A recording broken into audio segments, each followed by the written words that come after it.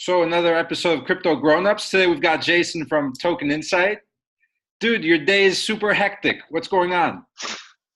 How's it going, Dean? My days are always super hectic.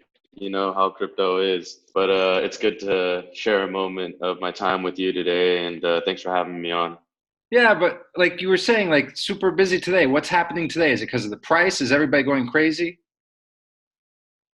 Well, yeah, I mean, the market is going crazy, not just crypto, but you see the global economy kind of coming into a downturn right now, and I think it's just the start of it.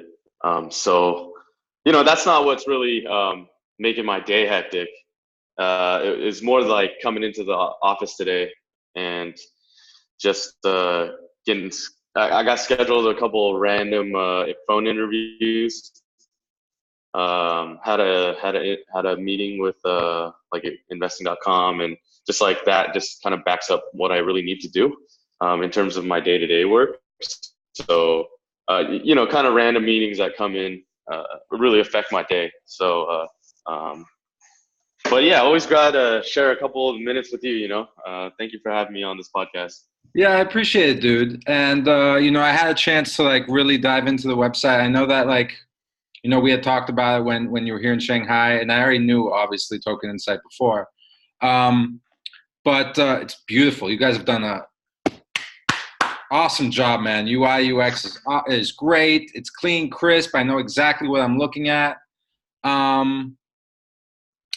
Yeah, so what I want to kind of understand is like how you go about evaluating projects specifically. I know that you evaluate mining pools as well. Like I see that that's going to come up, and you've got hedge funds and wallets and like props for doing all of it.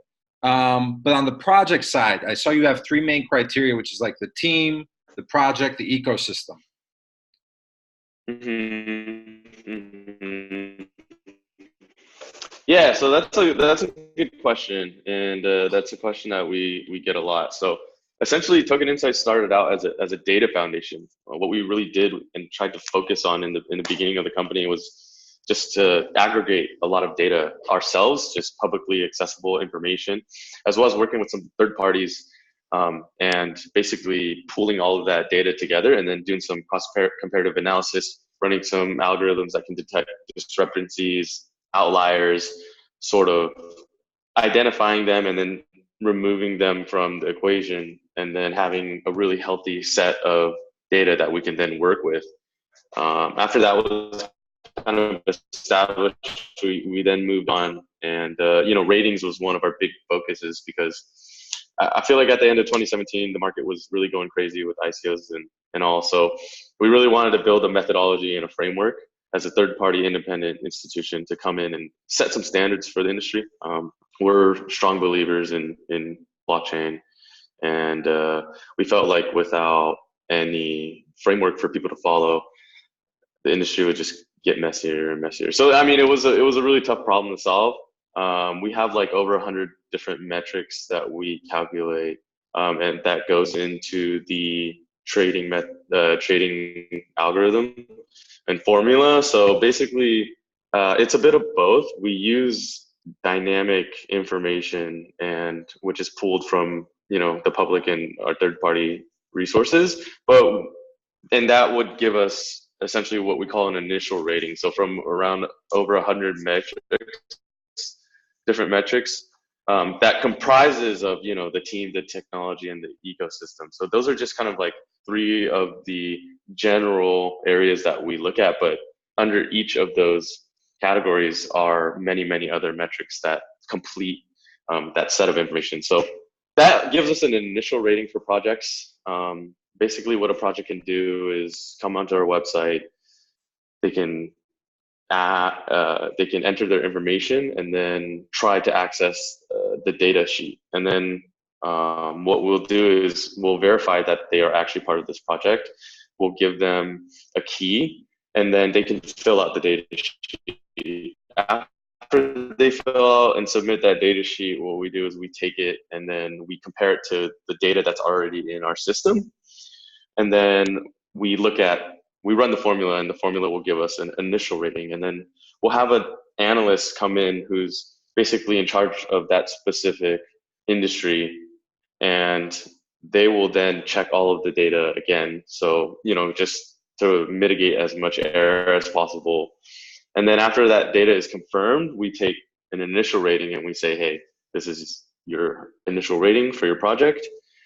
And that's a good and bad situation, because sometimes the projects aren't really happy with the ratings that they get. I mean, yeah, that's how the I game think, goes. yeah, that's how the game goes. So we get positive reactions, we get negative reactions. But I mean, I feel like if we weren't getting any negative reactions, we'd probably be doing something wrong. Well, yeah, So, and I as a user would we work.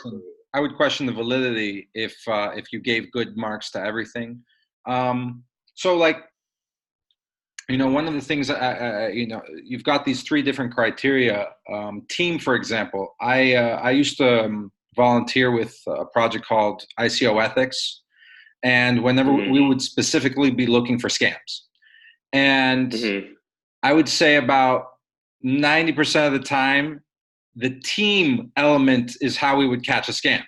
So it would be like, these people don't work there.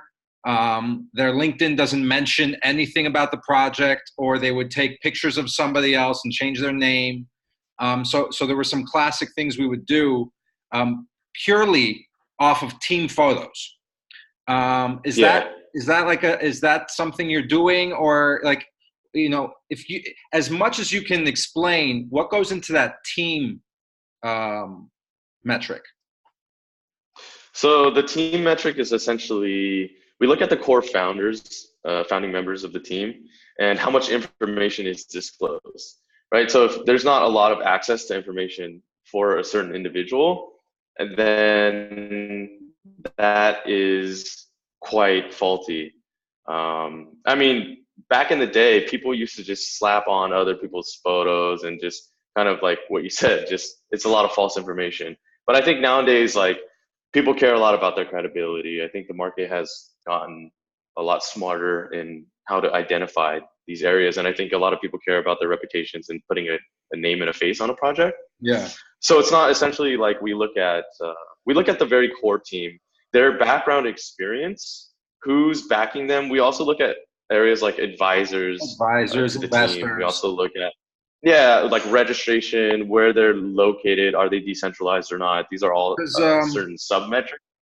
I was looking at one of the projects you've rated. I know them well, POA Network. They've got a B on your platform, but they had a low team score. So I want to make sure that whatever they're doing incorrectly, they know how to better. Like, you have to disclose more information to get a better team score. So that's great advice for me to give. I think definitely.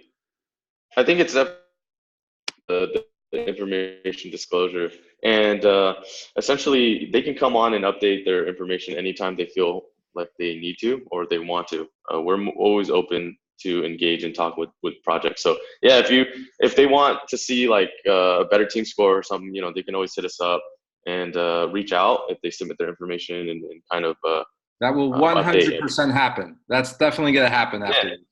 Yeah. So I also noticed there are 2 specific projects. Oh wait, he's not happy with that team score. My son. He's not happy with that team score. It's okay. I'm just gonna talk about Ripple.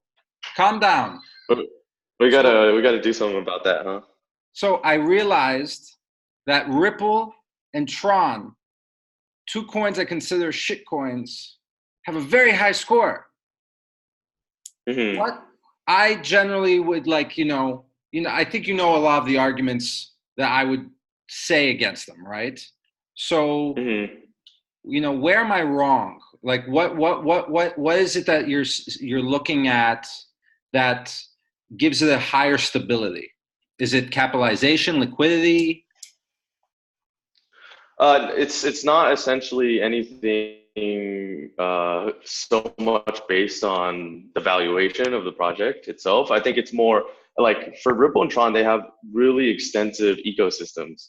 And if you look at their ecosystem scores, they're actually quite high. And, I think it's just being early movers in the industry, focusing on a certain standpoint, like acquisitions and partnerships that they've been able to build in the space, however subjective that might be, right? Like, I think that they are all like both those teams, as many people want to say, like they're sort of like scams or, they're kind of just like shills. I think that like based on their track record and what we can see, first of all, like being an early adopter really helps a lot, right? Because you've been able to build your ecosystem. You have a very strong following. Yeah. You got the momentum behind you in your community.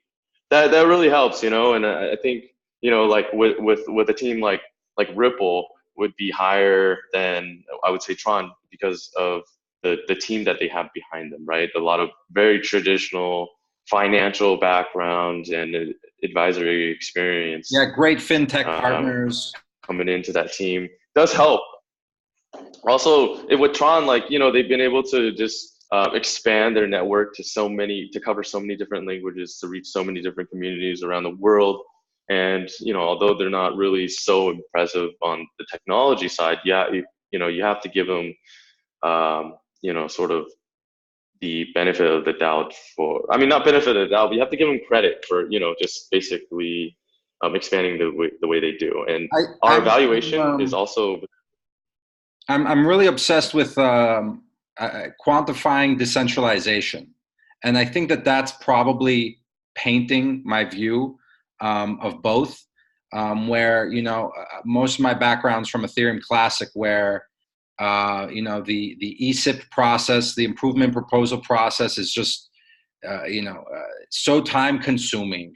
For a hard fork that's non-contentious, for that to pass, there was, 3 or 4 calls to choose the date for the schedule of the hard fork. Like, so, I think, is it fair to say that decentralization isn't as high of a metric in the scoring system? I think it depends on the project and what they're trying to accomplish. Some projects really don't even focus on decentralization at all. And I think that, of course, like for different types of projects, I think it really just matters depending on what the project is trying to accomplish. I think decentralization is very important, but I think also at the end of the day, how realistic is it? Especially when projects are just starting out or trying to build their communities and aren't so much as established. I think everything always starts from a very centralized aspect. Yeah, and I agree with you that moving forward, work to build, what they work to achieve, all depends. I'm losing you now. Hey, yeah. I think our VPNs I disconnected a while ago.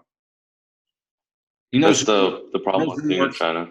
Zoom works without VPN, you know that? Yeah, of course. Yeah. Yeah. That's why solid I'm always using Zoom. So, okay. I think, there's definitely a lot to talk about on the decentralization part, but let's leave that for another day. Right now is, I noticed that like WePower is one of the like newest rated projects on TokenInsight. Is that like the one you guys are like most impressed with recently? Like which is one that like maybe isn't like top tier, well known, but like really caught your eye, really impressed with?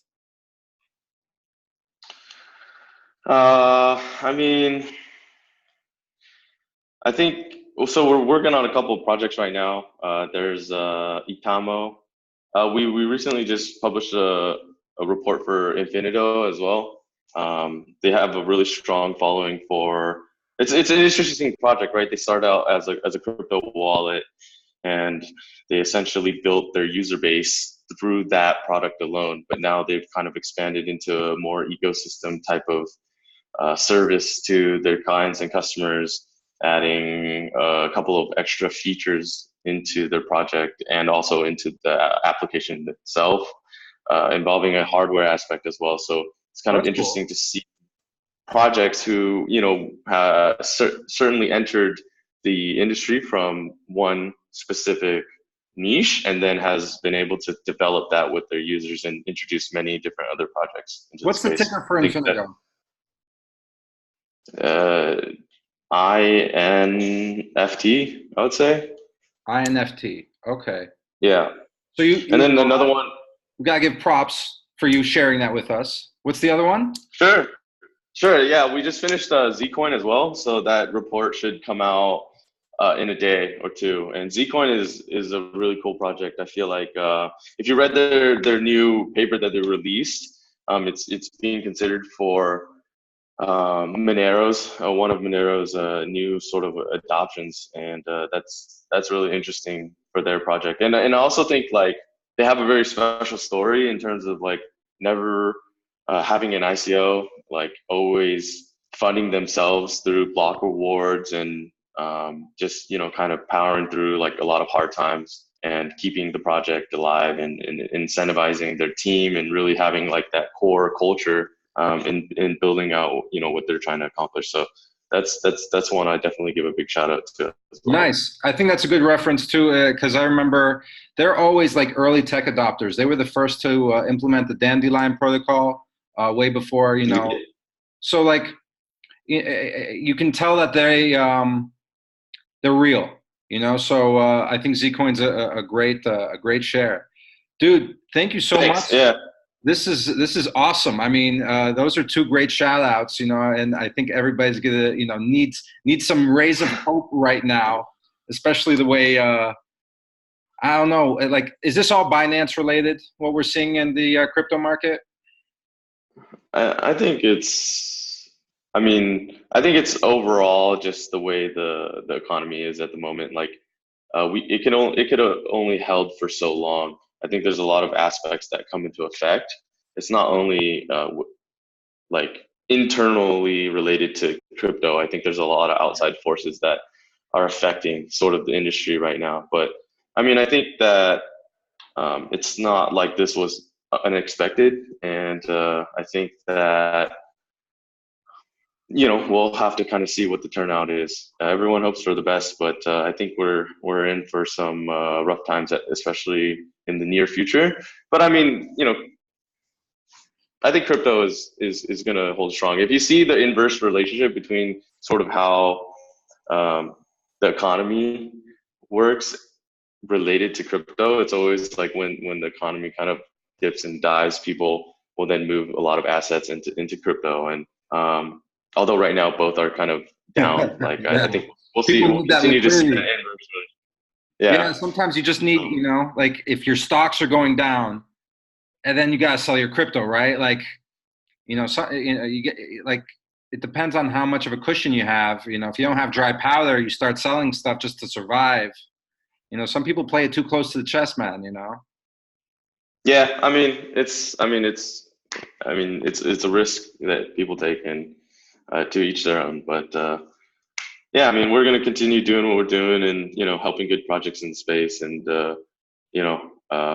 continuing to uphold our reputation and expand as much as we can. So Keep it up, yeah. man. And thank you so much for those recommendations. We'll definitely share those around. You guys heard it from Jason. We're in for some chop. And yeah, we'll circle back with Jason hopefully later next month when he's not as slammed with business. Of course, being slammed is always a good thing. Dude, thank you so much for the time today. Yeah, appreciate the talk, Dean. Always a pleasure. And thank you for having me on again, and look forward to doing it again sometime. Definitely, dude. Peace.